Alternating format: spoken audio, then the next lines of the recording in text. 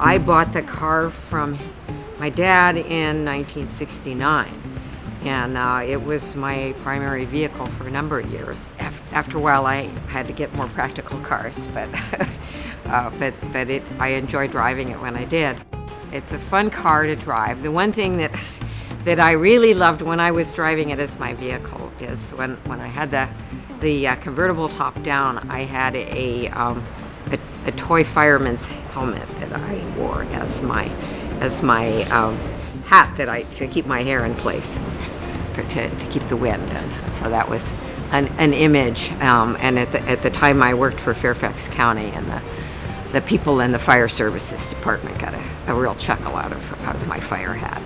And when I came into Camille's life, the car at that point was already on blocks because of the brake line.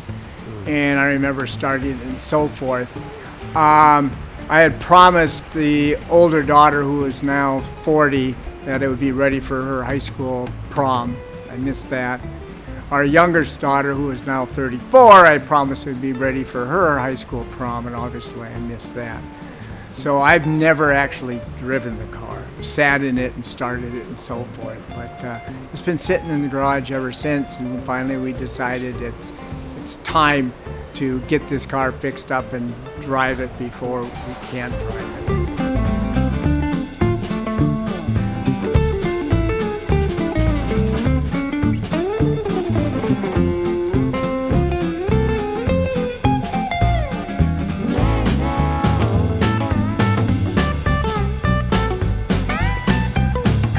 We've got the steel or the metal stripped down to bare metal and sealed.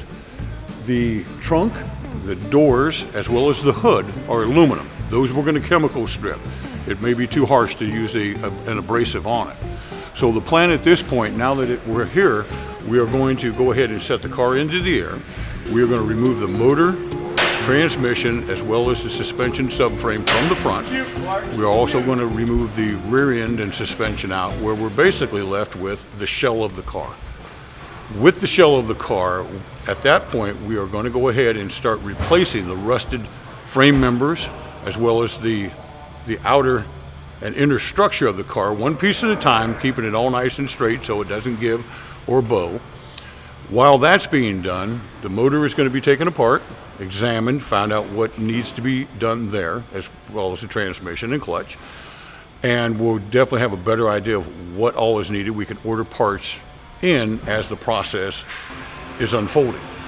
Hopefully that way it all kind of falls together. It never does in these circumstances, but that's what we strive for, so that we have a seamless restoration, build, whatever we're doing.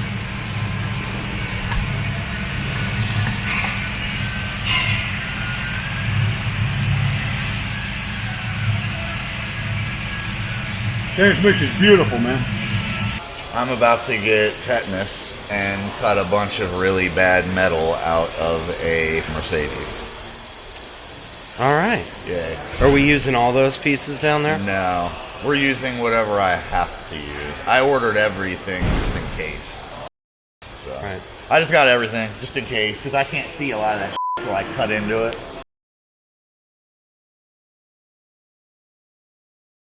Once I started cutting into it, we found more rot that we didn't know existed, so deeper and deeper and deeper and further down the wormhole you go, and now I'm basically down to where I have to cut everything back to the main inboard frame rail, and I'm now going to be replacing both upper and lower clamshell halves of this the outer right front frame rail, and the entire channel running all the way down the entire passenger rocker, both upper and lower halves, and then every cross brace in between.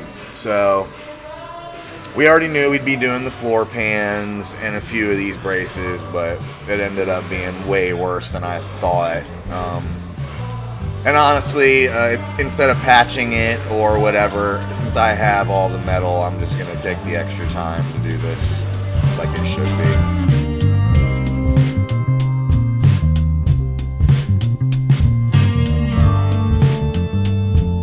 We received back the block from the machine shop for the 1959 Mercedes 190, and we're in the process of reassembling it.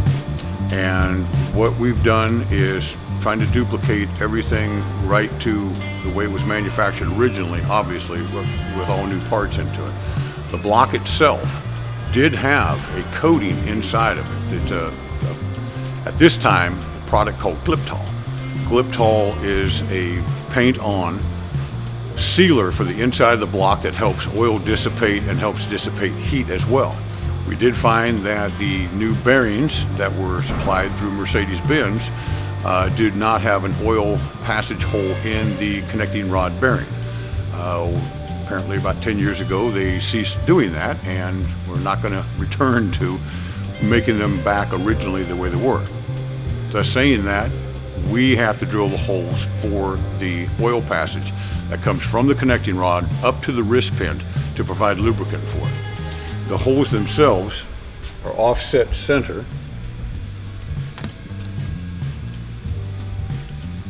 This allows oil pressure that's built coming in from the crankshaft to go to a passage in the connecting rod up to the wrist pin itself to provide positive oiling here as well. So we've done that, we've got that set. The crankshaft itself, the pistons themselves come fully equipped with the rings, pre-installed. The machine shop had machined the holes in the block to come within the specifications for the new pistons, and these are factory Mercedes-Benz pistons. Well, we're going to go ahead and assemble the short block itself. That's the pistons, the crank, the oil pump, front crank, pulleys, and balancer. The next step will be to install the head, which has already been refurbished.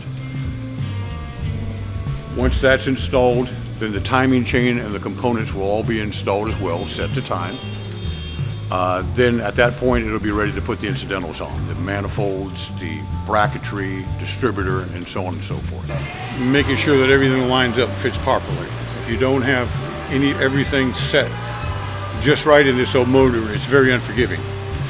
Any kind of a shim, spacer, gasket, anything like that, and that's pretty much true for all engines when you're assembling them. This one in particular, there's not a lot of, I've got a manual, it's not great information. However, it's not much different than any other engine. You just got to pay attention, look something over twice, and it'll all come out good in the end. My wife and I, our very first date was in that car, and still married to her. But even though she found out I didn't have any money or any hot cars afterwards.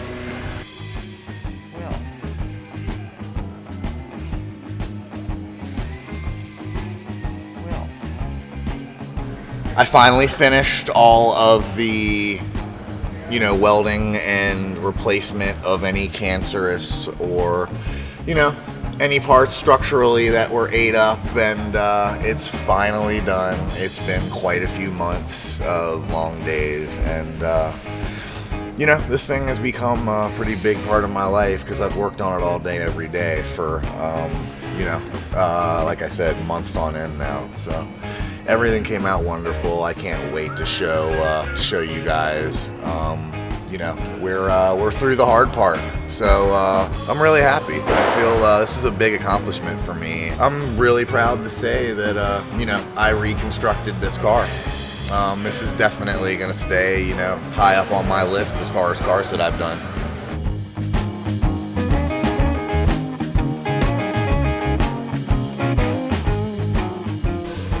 We're taking great pride in the results that we are receiving during this restoration. To see this car start to come back to the life that it once had. The owner of the car has had the car for many years and has looked forward to this time during that. And the excitement that we see on her face is very rewarding as well. So this is a win-win for everybody involved. The car, the finished product, will be everything that she had hoped for and more. And that's why we do this. We love it, we love what we do, and we love seeing the results.